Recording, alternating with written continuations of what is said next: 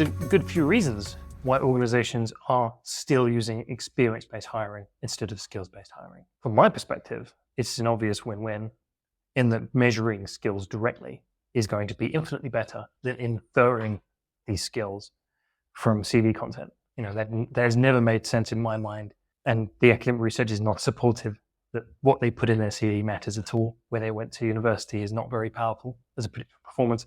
Where they've worked previously, and anything more than that is, just an unfair advantage to people fundamentally from very privileged backgrounds. Okay, but there are a lot of organizations that, perhaps wouldn't want to admit that up until now their approach has been both ineffective from a recruitment perspective and inherently biased towards people from higher socioeconomic backgrounds. That's a key part of it. It's very hard to acknowledge up until the way our organization perhaps has been working throughout its entirety of its operation has been ineffective. Okay, that's a very difficult pill to swallow. And communicating that to people will often result in backlash. They may just double down. They're like, yeah, well, we've been using it for years and we have all these great employees. And yeah, maybe you have some great employees, but you're obviously not taking into account the people you fire every year because they're awful, as well as the armies of mediocre people that make it through and then just do very little once they're there. People get this sort of backs up against the wall when you accuse them of doing things effectively, even if the evidence is very supportive, even if it's very clear logically, empirically, that that's not the right approach.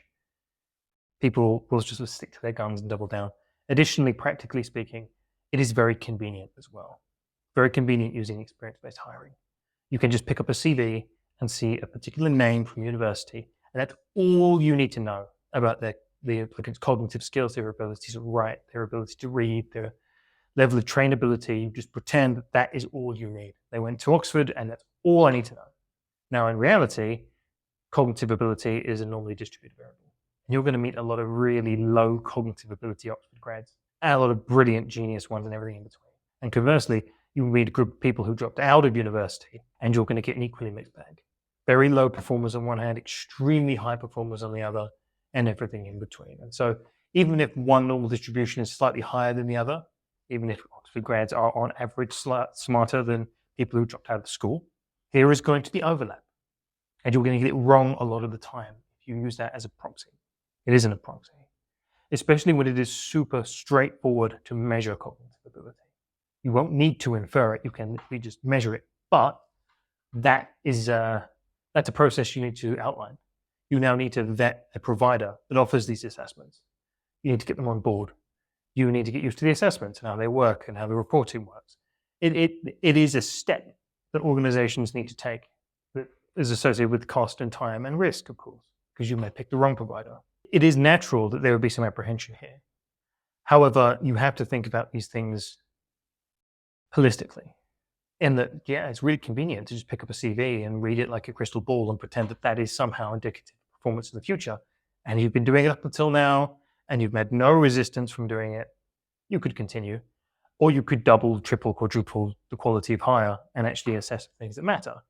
But accept that that's going to be a little bit of work, and you're going to have to own up a little bit and acknowledge that until now, we've not been doing it effectively.